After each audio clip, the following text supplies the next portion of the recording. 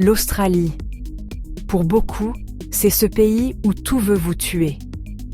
Or, la réalité est beaucoup plus fascinante et beaucoup moins dangereuse que ce que l'on pourrait penser. Isolée depuis environ 50 millions d'années, l'Australie est une grande île ayant évolué en autarcie totale. Pas de grands prédateurs placentaires et façonnée par un climat impitoyable, la faune s'est adaptée de manière unique. L'évolution et la sélection naturelle ont façonné des formes de vie originales, élaborant une biodiversité totalement inhabituelle. À l'image du kangourou, bien qu'herbivore, c'est un animal territorial de 90 kg, doté d'une musculature puissante, les mâles se livrent à des combats de boxe impressionnants, capables de bondir sur plus de 10 mètres. La nature australienne aime les contrastes. À l'opposé, le koala semble incarner la paresse absolue, dormant 20 heures par jour pour digérer l'eucalyptus, une plante toxique. Mais sous son air de peluche, le koala pousse des rugissements terrifiants en période de reproduction, un contraste brutal et surréaliste. Et comment oublier la plus grande humiliation militaire de l'histoire?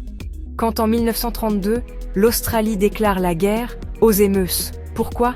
Parce que ces oiseaux, pourtant incapables de voler, ravagent les cultures agricoles. Sauf que l'armée australienne, malgré ses mitrailleuses, perd face à des oiseaux capables de courir à 50 km/h et de se disperser tactiquement, en plus de résister aux balles. Et puis, il y a l'ornithorynque, mammifère pondant des œufs, avec un bec de canard, une queue de castor et du venin chez le mâle.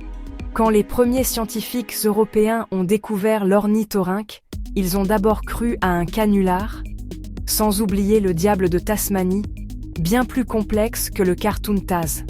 Le crocodile marin, prédateur suprême des eaux australiennes, ou le dingo, ce chien retourné à l'état sauvage.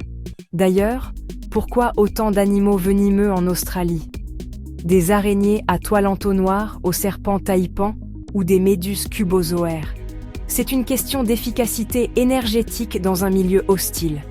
Pourtant, grâce à une médecine excellente et la prévention, les décès humains dus au venin sont rarissimes en Australie.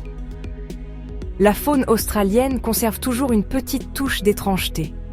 L'Australie n'est pas hostile. L'Australie est simplement sans filtre. L'humain n'est pas le centre de tout. Down Under n'est pas un enfer sur Terre. C'est la nature dans toute sa splendeur sauvage.